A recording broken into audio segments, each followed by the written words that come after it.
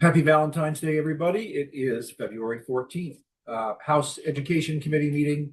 Per our request, we have folks from the State Board of Education here to talk about a budget request, since it is going to be that time when we have to weigh in on our goals for the next fiscal year budget and any additions, subtractions, recommendations we would like to make. So without further ado, because we're running a little behind, I'm going to turn it over to the chair and vice chair of the Vermont State Board of Education. Welcome, and the floor is yours. Great. Thank you, everyone. Good morning. Jennifer Deck Samuelson, Chair of Vermont State Board of Education, and you have Tammy Colby, the Vice Chair, in the room with you. Thank you all for inviting us back this morning. And I just want to make sure there were two memos that were sent out. There was a memo that was sent out last night, and then there was a revised memo that was sent out early this morning. Because Tammy and I had a little conversation earlier this morning and actually reduced the request for additional funding for FY25. So that was the reason for the change. But we thought it would be more prudent to, with my apologies for the double memo, it would be better to make that correction now rather than, asking you guys for something that ultimately we felt we probably did not need. So I can run through sort of high level what the request is, and then if you have questions, we would certainly entertain them. So the memo is really broken down into three buckets, if you will. The first is additional funding for the current fiscal year, FY25, and it's really just a plea for funding for legal counsel. As we had mentioned maybe it was 2 times ago when we were in here testifying, the board used to rely on the assistance of legal counsel from the agency. That practice has stopped, which has effectively left the board without any legal counsel at all. We do have the ability to contract for legal counsel, but as you know, first of all, a contract takes a couple of months to get in place, even if we fast track it. And second of all, the contract really limits the scope of legal advice that the board is able to receive. So if we're in the middle of a meeting and something comes up, if we don't have an attorney, which is currently the case, we don't have anyone online that we can ask. And even if we did have an attorney, but reserved for a specific use like rulemaking, that wouldn't allow that attorney to provide legal advice in other circumstances that would come before the board. So it leaves the board in a somewhat vulnerable position given the work that we do. So we thought it was really important to include that request. We're looking at $18,000 to get us through this fiscal year, and then we'd like to roll that in going forward. So that's the first bucket. The second bucket is looking at FY26 and really sort of building out what the board feels is a reasonable budget, and that includes increased stipends for board members, given both the amount and the quality. The work that we're doing is pretty intensive, and so we thought it would make sense to request a stipend for board members. As we've discussed, board members currently earn $50 per meeting attended, or $6.25 an hour for other work that's done in the scope of $12 for this meeting. Exactly. So thank you. So that it would include a board member stipend. It would roll in retaining independent legal counsel to assist us. It would reestablish the board's membership in the National Association of State Boards of Education, which the board dropped in 2019. We would like to be able to fold that back into our budget. And it would provide technical support for establishing education standards. So that's for FY26. And then the third bucket is really looking at a one-time appropriation to modernize the rules. And that's kind of a deeper conversation. It's a philosophical conversation. The board is well aware that there is kind of a difference of opinion right now between what the agency is suggesting and what the board is suggesting. And it's not even comparing apples to apples. It's really comparing apples to oranges. And it really, I guess, falls back on the legislature to decide how they see education rulemaking and whether it makes sense to consolidate all of that within the agency or whether it makes sense to keep some of the rules under the board's purview. And we can, have further conversations about which rules those would be in the process that the board would undertake to make that decision. But conceptually, if there is the thought that it makes sense for the board to retain some rulemaking, we would need funding to allow us to do that, because right now we don't have funding left in the fiscal year to allow us to do anything, really. May I add something, Jennifer? I was just going to ask if I'd forgotten anything. Well, it's not forgotten. It's a little more context, perhaps. Let me start with the modernization of the rules. And I think we mentioned that last time we were here. Many of our rules are out of date by decades. We have rules that probably need to be considered or consolidated. We need to take sort of a 10,000-foot view at our entire canon of rules and modernize them.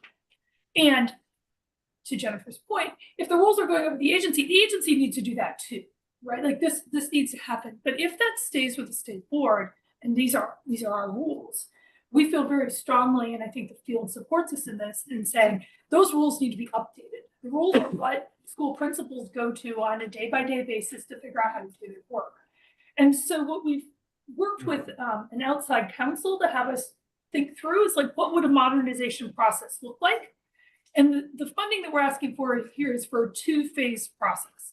The first phase would be to work closely with the agency to review our existing rules to determine which rules should be revised or eliminated, right, or consolidated. And that process may involve shifting some of the rules to AOE and having those be more standard operating procedures. There are things in rules that probably don't need to be in regulation. And because they're in regulation, it makes it more difficult for the agency to pivot and things along those lines. For example, my favorite example is we don't need to tell the state board to use Robert Rules of Order in regulation, right? So there's some opportunities there. So we would want to work with them closely to think that through. But we do want to make it clear that we think that out of that process, Rule 1200, which is the State Board of Education, Rule 2000, the EQS, Rule 22, school program, approval rule, Rule 2360, the special ed rules, Rule 2370, the career and technical ed, and Rule 2400 should stay with the board. That's that core group of rules that govern sort of education quality, and we want to make sure those things all stay in one place. But in phase 1, we work with the agency to develop a timeline, right, and work with them on that. And then in phase 2, with the assistance of independent counsel, the state board will undertake the process of updating the remaining rules. And that process would follow our already established procedures where we spend time gathering input and really reviewing the rules before we actually open it up for the APA process. And we've done that on all of our rules recently. It's a really good process, right? Like we're very thoughtful, we do a lot of work. And then when we open the rule, a lot of the work's already done, and then we go through the formal public comment period. But one of the things about formal public comment, it's actually really hard to have a dialogue with the field, right? And so we want to make sure that we have that process. So that's what that second part of the budget request is for. The other thing the other point I'd like to make is on the request for this year is AOE allocates funding to us, right? Our funding is embedded in the agency's budget. So the idea that we have a budget request is actually new to us because we don't usually request money. And so one of the things we wanted to sort of highlight with this is we think it also is appropriate for the General Assembly to consider establishing an independent line item appropriation for the State Board of Education that's outside the agency of education, right? So right now we get funding allocated to us out of the agency budget, and that funding has been flat funded since fiscal year 2023 at $70,708. It was cut down at that point from about $93,000. So it's really hard for the legislature to understand what our budget is and what our resources are when it's embedded within the agency budget. It also makes it difficult for us to have a conversation with you about resource needs, right? And have that be a transparent process. So just two other contextual things. How would that be administered? In other words, this is more of a legislative or administration process. Yeah. If it is a separate line item outside of the AOE budget, where does that money live? I think we have to figure that out. I think we wanted to open that conversation with you and just note that this is a bit of a challenge, and the fact that the state board's budget is embedded with the agency budget is sort of a holdover from the divorce, right? And it makes it, lots of people have been surprised in these conversations about how little money we have. And so it occurred to us that part of, so if you pull the string on that, part of the reason it's such a surprise is because it's not transparent, right?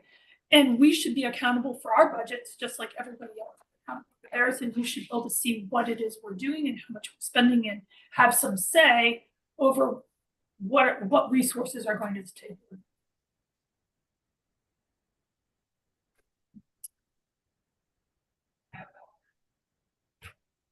So is the answer yes?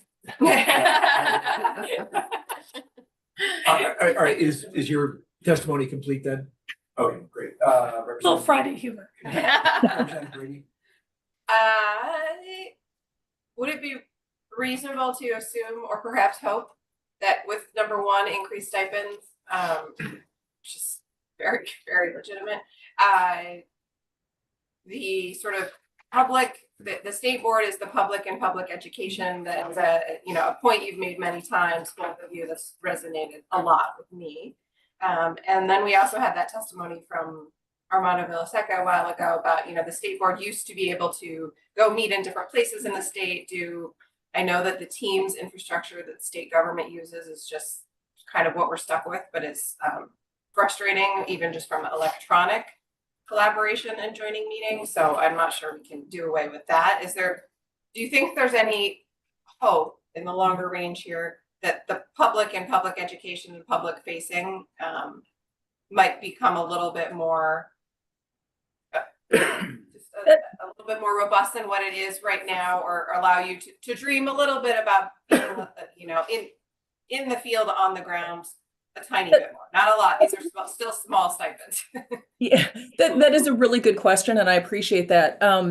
I will say there are benefits to being sometimes completely remote and sometimes on the ground. Yeah. I think that's one of the lessons that we learned from COVID, and it's actually easier for people to jump in and jump off in our meetings when they're able to be remote. That said, I will give you a really good, for instance, last year, the board was engaged with updating the education quality standards and the rules governing independent school approvals. It was a heavy, heavy lift, and it cost the board a lot of money because we had counsel assisting us with both sets of rules simultaneously. And frankly, the board ran out of money to the point where we had to hold off paying the final invoice to this current fiscal year because we didn't have money in FY24 to be able to, even though the work was completed in FY24, we didn't have the money to pay the bill. But to your point, in fall of 2023, we did not meet in person because it was an easy way for the board to save money, because then we weren't paying these per diems and travel expenses for board members and members of, invited guests to get to our meetings. And we took that money and dumped it into the, what we had in the pot to pay our attorney to help us. So that's a really good example where it was a trade-off. And it was a trade-off that we made because we felt that the rulemaking was really, really important, but it did come at the expense of being able to be in person.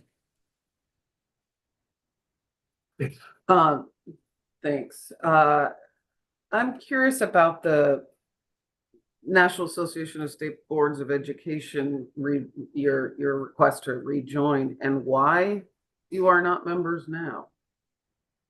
The simple answer is we don't have the money. So that was. It was a budget cut. Okay, so it was a budget. Okay, thank you. Well, having kind of heard this story for the last 9 years, it's probably high time we stop talking about this and actually do it, i.e. modernizing the rules, better definition of what the agency's role is and what the state board's role is, this has just been an ongoing conversation, and I would say probably fully limited by money and time. So that's, I guess, a statement, not a question. However, a bigger question is more along the lines of, I also see a great urgency in the need to do this work as we see a former wrestling CEO operating our National Department of Education, and sort of like, we don't really know what they're going to do. And it just seems to me we should be on firm footing and have our house in order before things go a little crazy. And I guess, am I on the right track in saying that this would go toward getting our house in order? It's been a really hard week, right, for many of us in education research. I don't know if people know what's gone on this week. You know, the Institute for Education Sciences, National Center for Education Statistics were completely eliminated on Monday. The entire federal research infrastructure is gone. They've gutted most of the professional staff at the U.S. Department of Education. You know, I do a lot of federal work, and so I've been literally, you'll see my eyes. I have like scabs in my eyes because I've been rubbing my eyes so much this week because it's just been that hard. What I can say is I think we are at a moment where it is clear that the idea that education is going to devolve to the states is on a fast train.